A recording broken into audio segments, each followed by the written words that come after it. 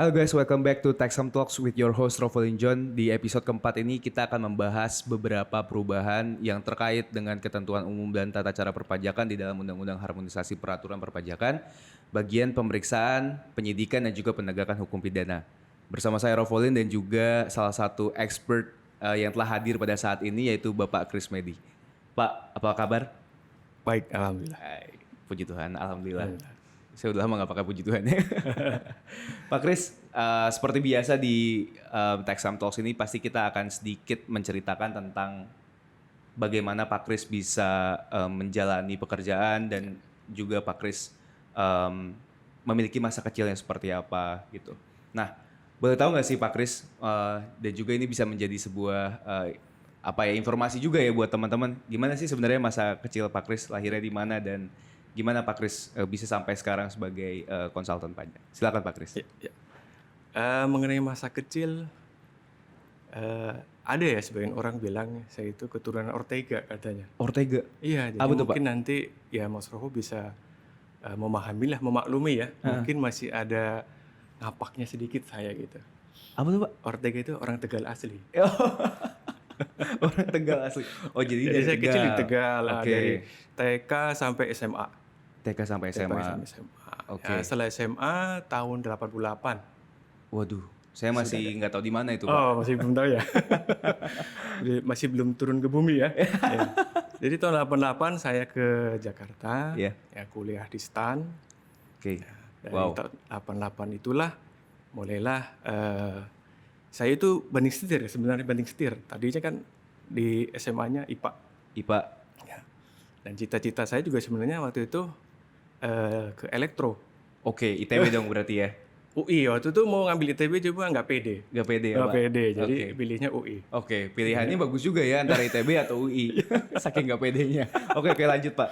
Iya, ya tapi ya mungkin karena emang jalurnya ke sini ya. Walaupun waktu itu saya di UI sebenarnya keterima juga di UI. Oke, di elektro. Di elektro, cuman ya kelihatannya lebih cocok ke sini. Oke. Gitu ya. Oke lah. Jadi dilanjutkan ya setelah di STAN keluar jadi pegawai negeri ya. Oke. Jadi sempat jadi auditor gitu kan, auditor pemerintah ya karena waktu itu. Waduh. Auditor pemerintah. Nah, cuman ya mungkin dinamisasi waktu itu ya. Jadi akhirnya saya keluar dari pemerintahan pindah swasta. Jadi dari perusahaan dari satu perusahaan ke perusahaan yang lain. Dari satu perusahaan dari perusahaan yang tadinya perusahaan manufacturer ya. Perusahaan importir, eksportir, retail sampai perusahaan properti. Wah, itu pernah saya lakukan. Maksudnya di situ saya menggeluti di samping akuntansi juga masalah perpajakan, masalah keuangan. Betul. Nah, sampailah di 2015 ya. Di 2015 saya memutuskan, saya coba full time sebagai konsultan pajak. Dan kuasa hukum pengadilan pajak. Siap, betul. Pak Chris juga jadi kuasa hukum ya Pak ya? Sudah ya Pak ya? Alhamdulillah. Oke, Pak Chris, ini memang menarik ya. Apa yang sudah Pak Chris jalani selama ini dan juga sampai sekarang tuh menurut saya tuh sangat-sangat bisa menginspirasi teman-teman ya. Itu apalagi pilihan Pak Chris nih untuk meninggalkan pemerintahan lalu masuk ke swasta kan pasti ada alasan-alasan tertentu nih gitu. Yang mungkin juga gak bisa juga disebutkan di momen ini ya Pak Chris ya. Karena kan itu alasan-alasan yang mungkin gak bisa disebutkan. Tapi Pak Chris, anyway kita gak akan membahas itu. Kita akan membahas langsung ke perpajakan nih Pak Chris. Kita akan membahas tentang Undang-Undang Harmonisasi Peraturan Perpajakan yang mengubah beberapa ketentuan di dalam KUP atau ketentuan umum dan tata cara perpajakan, tapi di bagian pemeriksaan dan juga berkaitan dengan perpidanaan atau tindak pidana ya. Nah, seperti apa sih Pak Chris sebenarnya perubahan-perubahan yang ada di dalam Undang-Undang HPP ini? Karena kalau saya melihat Undang-Undang HPP ini sebenarnya ada pro dan kontranya gitu. Aslinya ada pihak-pihak juga yang sebenarnya nggak setuju dengan perubahan Undang-Undang ini, tapi ada juga pihak-pihak yang setuju dengan perubahan Undang-Undang ini gitu. Pasti di setiap pembuatan peraturan perundang-undangan seperti itu ya Pak Chris ya, pasti ada pro dan kontra. Sebenarnya seperti apa Pak perubahannya? Ya. Jadi secara umum Undang-Undang Harmonisasi Perpajakan ini tujuan utamanya ya dari Kementerian Keuangan adalah untuk tercapainya keadilan. Oke. Terus sistem perpajakan yang sehat, efektif dan akuntabel. Nah, itu tujuan secara umum. Tujuannya ya. Kalau dari sisi bagian-bagiannya, jadi perubahannya itu yang pertama perubahan di dalam Undang-Undang PPH. Namun itu baru berlaku tahun depan. 2022. Betul. Kemudian juga di PPN juga ada perubahan. Betul. Baru berlaku di 1 April. Kemudian KUP. Nah, kalau KUP ini sudah berlaku semenjak diundangkan. Betul. Itu tanggal 29 Oktober. Betul. Dan 2021. Makanya sekarang ada nomornya ya Pak ya, undang-undang ini ya, 7/2021. 7/2021. Ya, ini juga sebenarnya kelanjutan dari yang Undang-Undang Nomor 2 2021. Cipta Kerja. Betul. Di mana di dalamnya juga ada perubahan atas Undang-Undang Perpajakan. Betul. Nah, kemudian bagian yang lain juga kayak pajak karbon itu kan baru berlaku tahun depan juga. Nah, itu sesuatu yang baru tuh. Betul. Mungkin nanti untuk nextnya bisa dibahas nih di sini. Dan barusan aja Pak, barusan banget saya dapat berita dari salah satu platform itu pajak karbon itu sudah ada nilainya nih. Jadi sudah ada teken dari pemerintah tentang peraturan turunan dari pajak karbon ini gitu. Nanti ini bisa dibahas juga lebih lanjut ya. Ini menarik juga. Oke, lanjut Pak Kris. Jadi memang secara umum ini kan baru undang-undang. Seperti tadi Mas Rofo sampaikan, di dalam undang-undang ini pasti nanti biasanya ada turunannya ke peraturan pemerintah. Betul. Untuk pelaksananya. Betul. Detailnya. Untuk nanti teknisnya lagi dari Kementerian Keuangan. Betul, PMK. Kan PMK atau KMK. Nah, kalau memang masih perlu lagi teknis lagi, Perdirjen akan mengeluarkan. Betul. Jadi intinya sih untuk lebih memperjelas pelaksanaan dari undang-undang ini. Siap. Kaitan dengan yang sudah berjalan kali ini, yang sudah berlaku ya, maksud saya yang sudah berlaku kan KUP dan Undang-Undang Cukai. Nah, dalam hal ini kita tidak membahas cukai, kita bahas KUP, khususnya tentang penyidikan, pemeriksaan, bukti permulaan. Perubahan yang cukup drastis ya, cukup signifikan itu, yang pertama bahwa bukti permulaan ini sekarang disamakan posisinya dengan penyidikan. Karena dulu waktu sebelum ada undang-undang HPP ini orang itu masih confused. Bukti permulaan ini masuknya kategori pemeriksaan administrasi atau bukan? Atau pidana. Iya. Mungkin bagi orang awam akan berpikir seperti itu. Tapi bagi kami praktisi udah tahu pasti arahnya ke penyidikan. Betul. Berbeda ya ada orang awam dengan kita. Karena kita basicnya tahu asal muasalnya bukti permulaan itu apa. Jadi kalau asal muasalnya bukti permulaan itu term yang mereka gunakan adalah istilahnya IDLP. Apa itu Pak? IDLP ini? IDLP. Jadi informasi, data, laporan, dan pengaduan. Apa istilahnya whistleblower. Pengaduan. Menarik. Nah, data-data di pengaduan. Nah, informasi Dirjen Pajak sendiri sudah selalu mengupgrade bank data. Siap. Ya, kaitan dengan bank data, mereka juga udah banyak datanya. Apalagi sekarang di era digitalisasi ini ya, semua data itu sudah mulai integrated. Betul. Nah, jadi kalau seandainya nih Mas Rofo beli mobil, tapi tidak lapor di SPT, ya kan? Nah, itu kan nanti ketahuan. Betul. Ketahuan. Tapi saya lapor kok Pak. Oh iya, harus ya lapor ya. Beli 2 lapor 1. Enggak. Dilapornya dua-duanya. Oke Pak. Gimana Pak? Lanjut. Terus tadi laporan. Ya. Nah, laporan kan juga ini kita ada kewajiban laporan-laporan kan. Betul. Dari perbankan, misalnya suatu perusahaan ya ataupun orang mengambil pinjaman. Pasti kan harus menyiapkan laporan keuangan. Betul. Nah, kalau dulu mungkin orang masih bisa bermain-main. Laporan keuangan ke bank bikin bagus. Kemudian laporan ke pajak dibikin kurang bagus. Supaya pajaknya kecil. Nah, itu sekarang udah nggak bisa lagi tuh. Karena integrasi data tadi ya. Integrasi data. Dan yang berikutnya dari pengaduan. Ya, bisa aja kalau misalnya ada pihak-pihak yang menemukan adanya kecurangan-kecurangan ya. Pemalsuan itu bisa dilaporkan. Berarti ada unsur delik aduan juga ya di situ sebenarnya Pak ya? Tapi nanti dirahasiakan karena itu kan maksudnya dalam ranah kerahasiaan ya. Betul. Intinya kan yang disampaikan itu.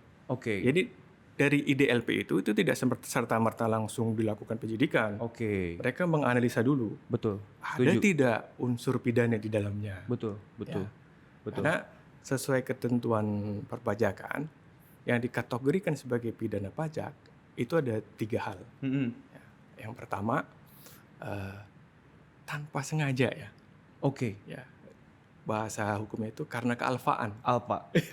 Ini ada juga nih di pidana ya. Ya, betul. karena kealfaannya tidak menyampaikan. Betul. Surat pemberitahuan. SPT. Ya, SPT. Atau menyampaikan surat pemberitahuan tidak benar. Betul. Betul. Tapi tidak sampai berhenti di situ aja. Kuncinya di sini, di ujungnya, yang mengakibatkan kerugian negara. Oke. Tapi kalau kealfaan itu tidak mengakibatkan kerugian negara, jelas clear. Betul. Bukan pidana. pajak. Betul. Kuncinya di situ. Administrasi masuknya. Betul. Siap. Yang kedua, kalau yang kedua ini udah jelas-jelas ini. Betul. Artinya ada kesengajaan. Dia kesengajaan tahu, tapi tidak sengaja. nyampe. Iya, dia udah tahu wajib lampaikan laporan SPT, dia laporin sengaja, betul. ya kan. Terus pas lapor pun sengaja dibuat mestinya untung dibuat rugi. Oke. Ya, Mestinya labanya misalnya 1 M dibikin 100 juta. Oke. Nah, itu biar udah pajaknya kecil. Ya. Jadinya tadi ya Pak ya, mengurangi pendapatan negara. Ya, ujung-ujungnya kan jadi kerugian negara. Betul. Kerugian negara. Nah, yang lebih parah lagi yang ketiga, pemalsuan. Wah, ini memang Betul. parah sih kalau ini. Betul. Oke. Ya, sempat sih kita berpikir apa mungkin pemalsuan faktur pajak. Ya, sementara kan DJP sendiri itu udah selalu mengupgrade sistemnya. Dari dulu ISPT, pakai aplikasi sampai sekarang online. E-faktur. E-faktur itu online. Jadi harus upload. Betul. Dan diverifikasi. Betul. Tapi rupanya itu kadang kan istilahnya maling lebih pintar dari polisinya. Tapi ini juga sepertinya kita juga harus aware ya. Kita sebagai pelaku bisnis juga harus aware.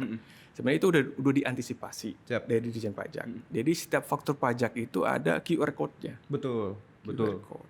Ya mungkin mereka bisa memalsukan dengan sekarang kan program banyak. Mau pakai Adobe Premiere atau mau pakai Excel atau pakai apa, dia palsukan faktur pajaknya seolah-olah asli. Betul. Ya, kalau kita cuma lihat kopinya memang kelihatannya asli. Betul. Tapi begitu kita cek barcode-nya, QR code-nya tidak muncul linknya. Nah, itu kuncinya memang di situ. Siap. Menarik ini memang. Itu. Oke. Jadi kita juga harus aware terhadap itu. Nah, kemudian di samping PPN juga kayak mungkin SSP dipalsukan. Betul. Ya kan bukti potong. Ya, itu udah masuk kategori yang paling ya jelas-jelas parah. Berat. Betul. Karena memang dalam sanksinya pun itu juga ada perubahan. Oke. Nah, jadi ini perubahan sanksinya ini juga lebih ke asas tadi yang saya sebutkan di depan tuh, untuk keadilan. Siap. Nah, kalau dulu antara 3 kesalahan itu, ya kalau kita sebut kesalahan ya, itu sanksinya sama-sama sampai dengan 3 kali. Betul. Dari kurang bayar. Sekarang jadi 1 kali ya Pak ya? 1 kali untuk yang alfa. Oke. Nah, kalau yang sengaja 2 kali. Sengaja 2 kali? Iya, karena dia sengaja. Harus lebih berat kan dari alfa. Betul. Nah, yang lebih parah lagi, yang tadi memalsukan, harus lebih berat lagi. Lebih berat lagi ya? 4 kali. 4 kali. Oh, jadi karena ada asas itu jadi merubahnya nggak disamaratakan ya Pak ya? Oke. Itulah lebih ke arah asas keadilannya. Menarik. Gitu. Karena memang pajak kan harusnya asas keadilan itu ditekankan ya Pak ya? Betul. Keadilan, kepastian hukum dan sebagainya. Oke. Lalu apa lagi Pak Kris yang berubah? Yang berubah lagi status bukti permulaan. Oke. Kalau dulu itu masih ngambang. Dalam KUP yang dulu, bukti permulaan itu karena tidak dipastikan bahwa itu merupakan bagian dari penyidikan, maka masih banyak tuh persepsi yang ini administrasi atau penyidikan ya, ada pidananya. Iya. Nah, yang baru ini sudah dipastikan bahwa ini bagian dari penyidikan. Dan disamakan tingkatannya dengan penyidikan. Berarti ini berkaitan juga dengan KUHP ya, atau Kitab Undang-Undang Hukum Acara Pidana ya? Arahnya ke sana. Kalau udah pidana arahnya ke sana. Oke. Menarik. Tapi ya itu Ditjen Pajak juga tidak serta-merta ya menganggap wajib pajak ini melakukan pidana. Oke. Biasanya mereka melakukan ini dulu mungkin Mas Rafa juga udah tahu ya. Ada istilah SP2DK. Oke. Ya, SP2DK, surat permintaan penjelasan data dan keterangan. Siap. Jadi dari IDLP tadi itu setelah dianalisa, dikonfirmasi dulu tuh, kirimin surat. Oke. Nah, kalau seandainya wajib pajak merespon, memberikan penjelasan, bisa diterima, kalaupun ada kurang bayar, dibayar. Siap. Ada laporan yang salah diperbaiki. Siap. Clear, selesai. Ada itikat baik. Ada itikat baik dan memang dia merasa ada kekeliruan. Oke. Nah, tapi kalau seandainya itu disurati berkali-kali tidak ada respon, berarti kan ada indikasi, ada kesengajaan. Betul. Nah, itu bisa masuk ke ranah pidana. Gitu. Oke. Dan memang pidana perpajakan ini seperti tadi penjelasan Pak Kris itu menganut asas ultimum remedium ya. Betul. Pak Kris ya. Jadi digunakannya itu terakhir. Terakhir, betul. Bukan di awal ya. Bukan di awal. Makanya Ditjen Pajak pun tidak serta-merta. Mereka memberikan kemudahan-kemudahan kepada kita karena tadi tujuan dari penegakan hukum ini khususnya yang di Undang-Undang HPP ini adalah pemulihan kerugian negara. Oke. Jadi objek utamanya memulihkan kerugian negara. Jadi yang diutamakan itu. Oke. Sepanjang dari wajib pajak itu mau melunasi utang pajaknya, berikut sanksinya, nah itu akan diberikan kesempatan untuk tidak dituntut pidana. Kurungan. Siap. Jadi memang ultimum remedium itu berlaku diterapkan di perpajakan ini. Jadi itu yang terakhir. Betul. Gitu. Dan dalam prosesnya menuju ke pidana pun mereka juga memberikan tadi tuh SP2DK dulu. Betul. Gitu kan? Betul. Dan konfirmasi. Jadi memang harus ada apa ya? Komunikasi dari Dirjen Pajak dengan WP. Sehingga tidak muncul ini sebagai pidana perpajakan ya sesuai dengan asas ultimum remedium tadi. Oke, Pak Kris. Dan yang berbeda lagi, dulu seandainya bukti permulaan sudah selesai ini, ya kan, terus ditingkatkan oleh penyidik ke tingkat penyidikan, itu kalau tidak salah tidak bisa lagi melakukan pengungkapan ketidakbenaran. Kalau sekarang masih boleh. Di HPP nih? Di HPP dibolehkan. Bukan masih boleh, maaf. Diperbolehkan. Nah itulah artinya salah satu wujud pidana sebagai ultimum remedium bisa juga. Jadi kalau memang udah ada itikat baik, dia ingin melunasi, semua udah berarti bisa. Silakan. Nah intinya kan memang tujuannya untuk kerugian. Untuk ini ya, meningkatkan pendapatan negara ya. Betul. Oke Pak Kris. Pak Kris, ini juga ada hal yang menarik nih di dalam Undang-Undang HPP, yaitu perubahan sanksi dari keberatan, banding, dan peninjauan kembali. Nah, bagaimana Pak Kris perubahan di dalam Undang-Undang HPP ini? Ada tanggapan mungkin Pak Kris? Monggo Pak. Ya, itu juga salah satu tujuan untuk keadilan juga ya. Keadilan, akuntabel juga. Intinya Ditjen Pajak telah memfasilitasi apabila kita ada dispute ya, ada dispute bisa melakukan keberatan ataupun kebanding. Ya, kalau dulu sanksinya dikenakan 50% di keberatan, 50% dibanding, jadi total 100%. Jadi kalau ada dispute 100, pada saat keberatan ditolak, kita harus bayar 150. Maju ke banding, ditolak jadi 200 bayarnya. Nah, berat memang. Berat. Nah, di Undang HPP ini disesuaikan menjadi 30%. Jadi di keberatan 30%, dibanding 30%, jadi totalnya kalau sampai ke banding tidak dikabulkan, berarti 60%. 60%. Itu memang membuat posisi antara pemohon banding atau termohon banding juga menjadi lebih adil ya. Lebih adil. Nah, ya tentunya bagi pemohon banding pun, seandainya kalau memang memiliki dana yang cukup ataupun bisa diusahakan, ya hal semacam itu bisa diantisipasi. Dan itu kan sanksi itu dari pajak yang terutang. Artinya kalau mereka bisa melunasi sebelum mengajukan keberatan, selesai. Sanksi itu bisa dihindari. Siap.